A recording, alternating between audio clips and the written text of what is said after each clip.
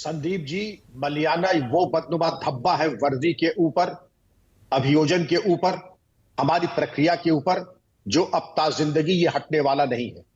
जिसको आप कहते हैं कि आपने सांकेतिक शिष्टाचार से सामान्य आपने कहा, संभवतः वो गुम हो गया, संभवतः एफआईआर गायब हो गई, संभवतः पंचायतनामे में या पोस्टमार्टम में विरोधाभास हो गया।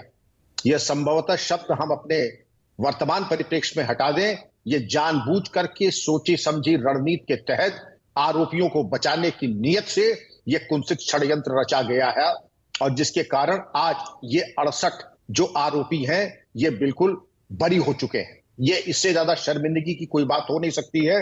एक अंग्रेजी के कवि है जॉन डन, उन्होंने लिखा था, do not send to know for whom the bells toll because they toll for दी।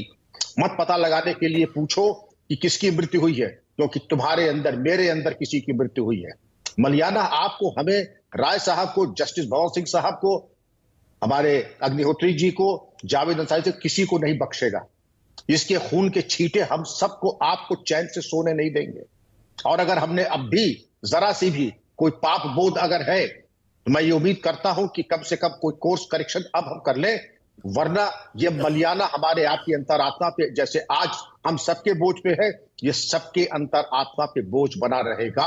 बेहतर ये होगा, आपने ये भी देखा होगा, सामान्यतः एक केस छूटता है तो विवेचक से पूछा जाता है कि विवेचना में त्रुटियां क्या थी, कार्रवाई कीजिए। अगर प्रोसिक्यूटर ने कोई गलती की है तो उसके खिलाफ कार्रवाई कीजिए। लेकिन यहां देखिए, इतना बड़ा मिसकैरेज ऑफ जस्टिस हुआ, किसी के ऊपर कोई कार्रवाई नहीं, न विवेचकों के ऊपर, न प्रोसिक्यूटर्स के ऊपर, किसी के ऊपर कोई कार्रवाई नहीं। मेरे विद्वान मित्र राय साहब ने यह कहा कि सबके ऊपर, सारे स्टेक होल्डर्स के ऊपर यह आक्षेप है।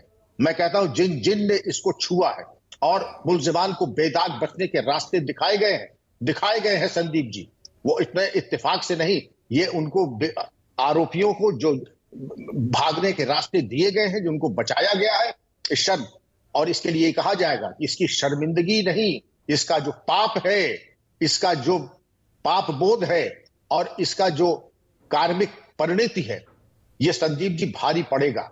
मेरा आह्वान होगा कि आपके चैनल के माध्यम से इसमें course correction appeal high court में करें, बिल्कुल सही है, लेकिन कम से कम अब इतना कर लें कि कम हम एडवोकेट जनरल को खड़ा करें, अच्छे से अच्छे क्रिमिनल एडवोकेट्स को खड़ा करें, जो साक्ष्य संकलन में और कहीं कोई त्रुटि रह गई है, अभी अगर हम कुछ कर सके तो कर लें, शायद हमारा पाप कुछ धुल जाए। वरना संदीप जी, इसके परिणाम हमारी विश्वसनीयता, हमारी सत्यनिष्ठा, हर चीज पर ये चीख चीख करके, जैसा वीएन राय साहब ने खुल के कहा ना, हमारी उपसंस्कृति बड़ी छोटी है संदीप जी।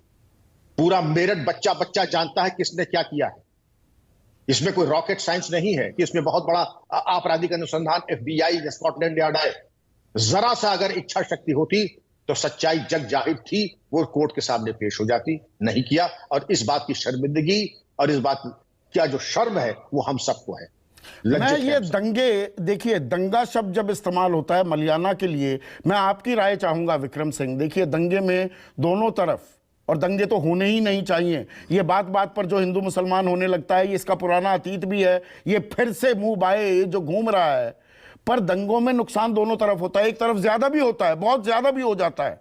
पर यहां पर इसे आप सिर्फ दंगा ही कहेंगे, या मेरा ये मानना है, व्यक्तिगत मेरी राय है और मैं गलत हो सकता हूं, कि ये राइट नहीं, ये मैसेकर था, एक ही समुदाय के सारे लोग, दूसरी तरफ कोई नुकसान ही नहीं होता, और इसमें आम आदमी कम पीएसी की भागीदारी साफ दिखती है।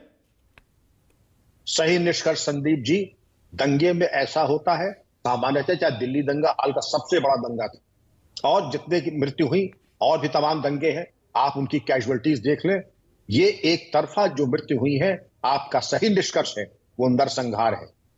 और जिसके ऊपर शक की सुई जा रही है, जिसकी शक की सुई नहीं, जो जनधारणा बनी हुई है कि पीएसी की बहुत अहम और प्रमुख नकारात्मक भूमिका थी, उसके बारे में क्या जांच हुई, गवाह कैसे पक्षद्रोही हुए, विवेचक ने कैसे वांछित अभिलेख न्यायालय में प्रस्तुत नहीं किए, वांछित पैरवी क्यों नहीं हो पाई, ये तमाम समीकरण ये है कि जिससे ये और आपकी बात को प्रमाणित करता है, दंगा कम, नरसंहार ज्यादा की संभावना नहीं, नरसंहार ही कहा जाएगा इसको।